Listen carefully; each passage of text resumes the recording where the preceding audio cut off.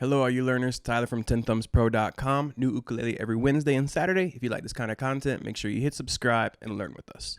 Today, I'm going to show you how to use intervals and an understanding of intervals to both create chords and analyze chords. We'll have all the tabs on the screen, but if you want to get a printable version, you can by becoming a Patreon. Links in the notes as well as the description. You'll see my email there too if you want some one-on-one lessons. Go ahead and grab the ukulele, brain and attention span, follow me on in, and let's break this lesson down. Really quick, the start of this lesson is going to be a quick breakdown of intervals. If you want more information about what an interval is, why they're important, and how they work, there's a link right here, okay? Now I'm going to run through really quick what an interval is and how it works. An interval. An interval is designed to measure the distance between two notes. If I play, but it's always relative to a starting position. So if I play the C note, and I establish this C note as my starting position, and I play the 4th fret of the C string, this E note, this is a major third. A major third will always be 1, 2, 3, 4 frets from the note that you played.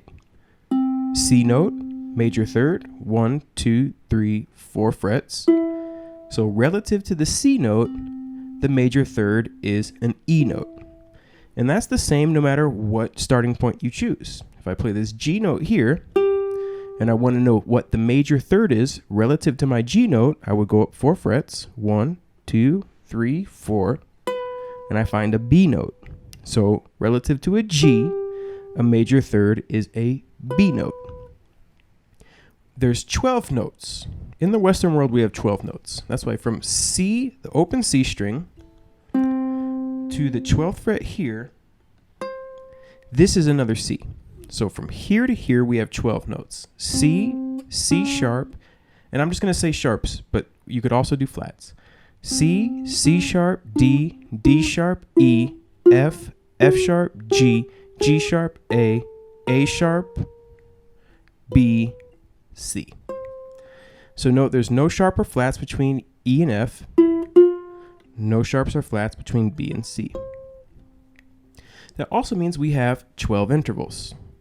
Assuming that we establish our C as our root note, we have a flat second, second, flat third, third, fourth, flat fifth, fifth, flat six, six, flat seven, seven, and our octave, 8. Now, you will see other numbers like 9, 13, and really quick, I want to explain that. So let's say I have a C note here, and then a C note here. These are octaves. So they're the same note, but this C is our root, and this C is our 8. So if you hear something like a C9 chord, well, what's the 9? The 9 would be a second, but it would be a whole octave and 2 above. So if there's still some doubts on that, let me explain it another way. So we have our C, and our second is here. C, flat second, second. Then we have our octave, C and C. Well, C to D is a second. C to C is an 8. And then C to this D is an 8 plus a second, which equals a 9th. So if I put this chart up, you can see that this is the 12 intervals, and then what they're referenced to plus an octave. So a second plus an octave is a 9th, for example. And these is the list of the complete 12 and what they look like after the octave. Okay, so now we've seen every single interval and what they look like past an octave. How do we apply them? Well, every single chord has an interval formula. You can almost think about it like a recipe, and the intervals are ingredients, okay? So a major chord, for example, is a root, a major third, and a fifth. If we establish that our C is our root note, we need to find our major third. Well, the major third is 4 notes from the root. 1, 2, 3, 4. This is an E note. So we know we have a C and an E note. The other note that you have is a 5th note. And the 5th interval is 7 notes from your root. 1, 2, 3, 4, 5, 6, 7. This is a G note. So a C major chord is a C, E, and G. C, E, G. And then here we have another C, which is the octave. Chords are known as triads, and you have chords with extensions, but a basic chord is 3 notes. Because the ukulele is 4 strings, you're going to notice when you're making these chords, you're going to see one of these notes, you're going to see 2 times. That is until you get into the 7 chords, like a G7 or a C major 7, for example. Now that formula works no matter what you choose for your root. So here's a G. We know our major third is 4 notes up. 1, 2, 3, 4. It's a B note. We know our fifth interval is 7 notes up. 5, 6, 7. That's a D note. G chord, G, B, D, G major. So you can, and that formula exists for every major chord. D chord, D, F sharp, A. D is your root, F sharp is your major third, A is your fifth. A major, that's an A note, your root, C sharp, your major third, E is your fifth. Works for all major chords. So we can also use, we can use intervals to create any chord. Let's think about a minor chord. A minor chord is a root, a minor third, and a fifth. A minor third is 3 notes. C, 1, 2, 3, E flat. And then our fifth interval is the same interval because it hasn't changed. It's the fifth, it's the G. So a C minor would be C, E flat, G.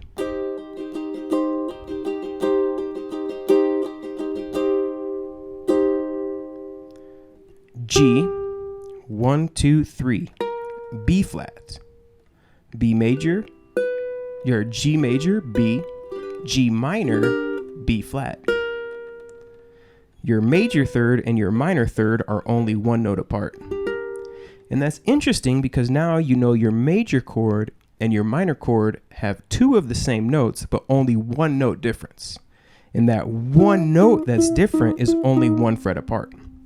Have you ever made an A major and then an A minor and notice how the only difference is moving this C sharp to C?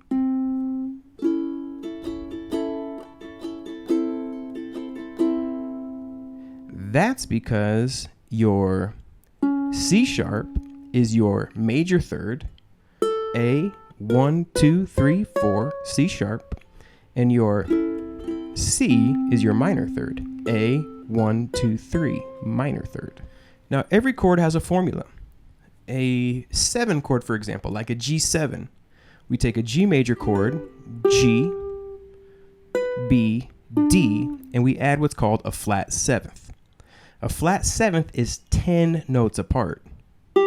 G, 1, 2, 3, 4, 5, 6, 7, 8, 9, 10, an F note. Now, this is also a G. So it's easier to go, instead of going 10 up, to go 1, 2 down to find this note. So if we take a G chord and we add an F note to it, we get a G7. So a G7 is created with a root, major third, fifth, and flat 7. A major 7 chord is created with a 7 as opposed to a flat 7. Root, flat second, flat third, third, fourth, flat fifth, fifth, flat 6, 6, flat 7, 7.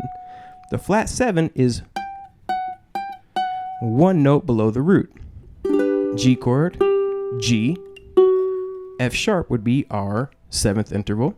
So if we take our G chord and we add an F sharp to it, we get a G major 7. C chord, B is the 7 interval. Take a C, C, E, G, C, add a B note to it, C major 7. Suspended chords. So we've looked at major third and a minor third relative to a C. But what happens when we take a C chord and we push the E note up to an F?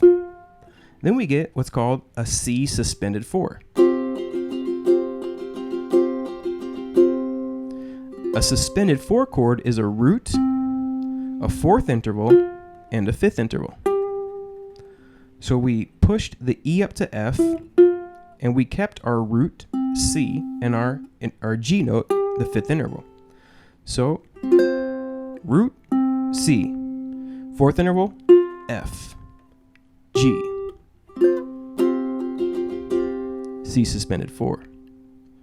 Well, what about, let's take a D chord.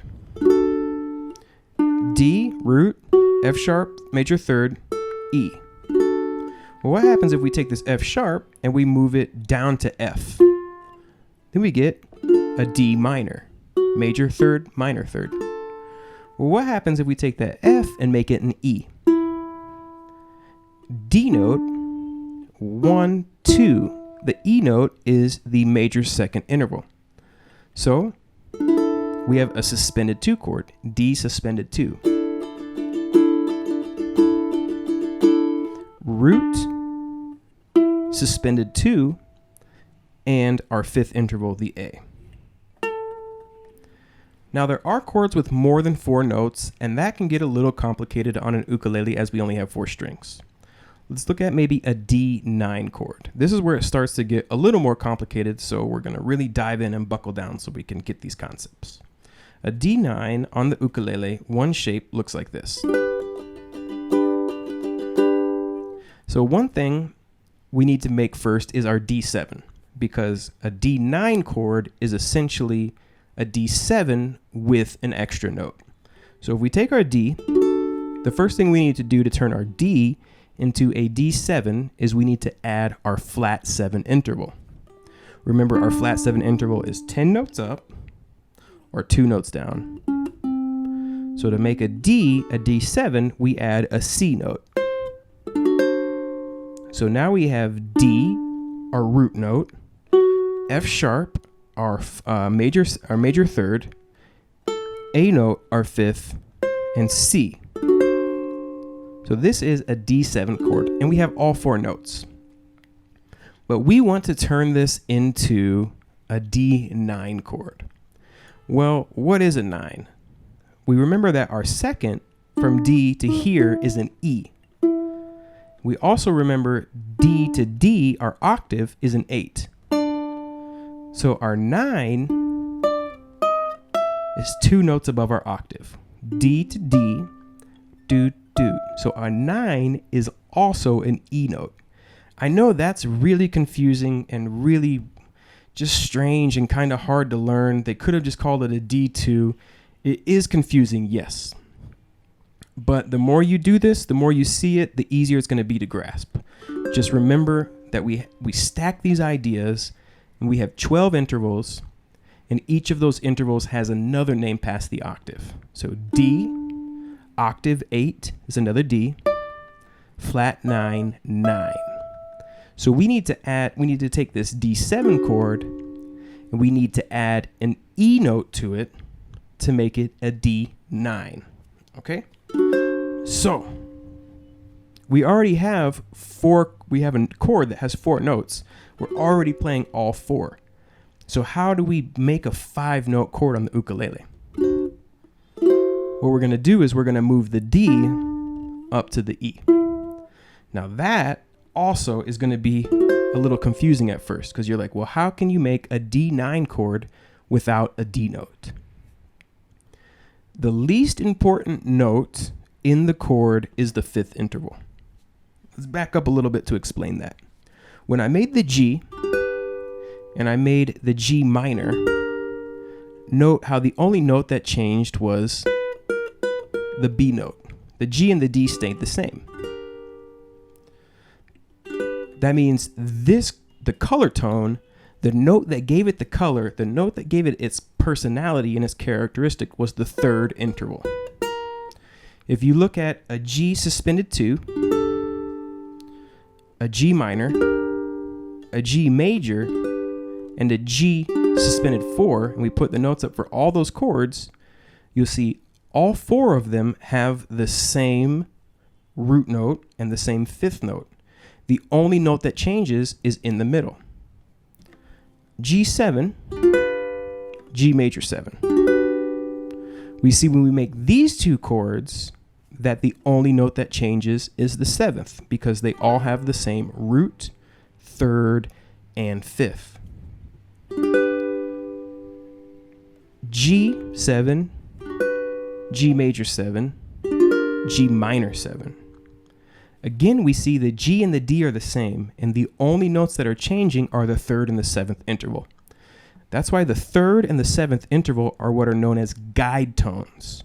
These are the most important notes. These are the notes that give the chord its color. The 3rd and the 7th are the most important notes in the chord. These are your guide tones. That's why when people are soloing in jazz, they'll hit those notes so much more. Also, a lot of times when you're playing, the bass player is just playing the root and the 5th.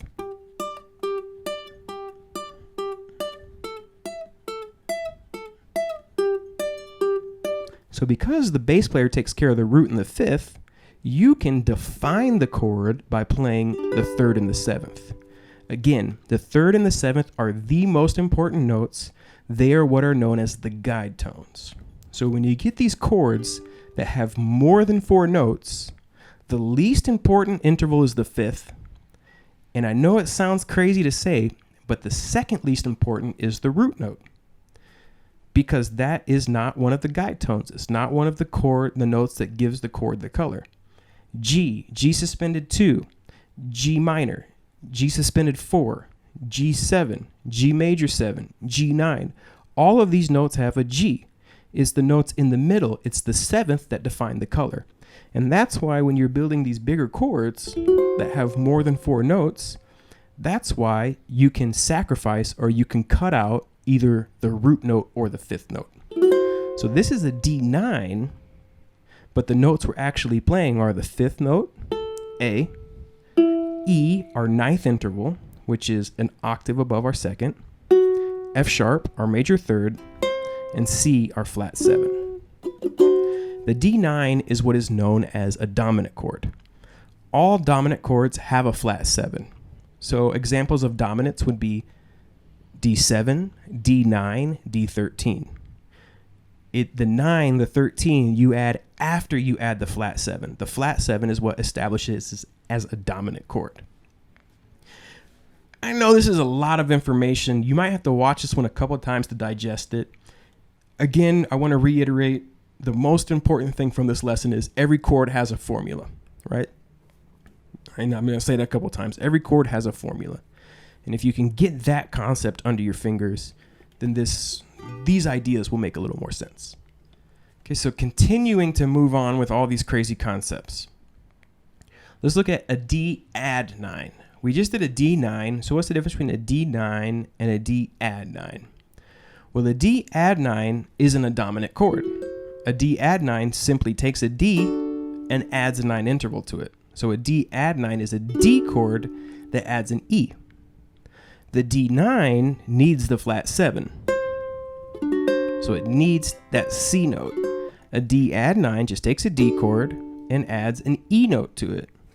Now this can be a little hard to build because we need a D note, an E note, an F sharp note, and an A note. So how are we going to build that? If we build this and we play the E chord or the E note, we lose our D. We have A, E, F sharp, A. Now again, we could use that because that D note is the least of the importance, right? Here though, but if we make this shape here, we get them all in. A, E, F sharp, D, D add 9. Because the D add 9 simply adds the 9th interval. It's not a dominant chord. Now, how do you learn all of these formulas like I do? Well, one of the things is over time, if you do this enough, these formulas stick. One website that I use though, and it's really simple, is called Look No Hands, and I actually use the piano room. What I do is I go to looknohands.com and I put in a chord, let's say a D add 9. And when I put it in at the bottom, well, the piano will tell me the notes. And if I look at the bottom, you'll see something called the intervallic formula. And underneath there, you're going to see the formula to create these chords. All right. So to review everything we learned today, because I know it was heavy, the first thing you do is you need to learn all 12 intervals. Then the next thing you need to do after that is to learn all 12 of those intervals from the octave up. Then the next thing you need to do is start to learn the formulas to some chords. Start with the chords you know and analyze them. If you play a D minor, what are the notes in this chord and what are the intervals? If you play a C major, what are the notes of this chord? What are the intervals? If you play a B7, what are the notes of this chord and what are the intervals? Over time, if you collect these, you'll start to understand chords and understand their construction. With that, you'll be able to build some pretty cool chords across the fretboard. F major 7, for example, 5-5-0-0. This is a really cool chord. We have right here the C note, the F note, the E note, and the A note. F major 7 is an F, A, C, E. Root, major 3rd, 5th, flat 7. The actual shape of that, though, if you were to play it here, is kind of a nightmare. So this shape is much easier. And because you understand how to create chords, you can create this. It's also going to help you with a general understanding of melody, of harmony, and just a better understanding of music in general. So there you have it. That is how you use intervals to create chords. Good luck on your mission. Enjoy it and have fun. 10 Thumbs Pro.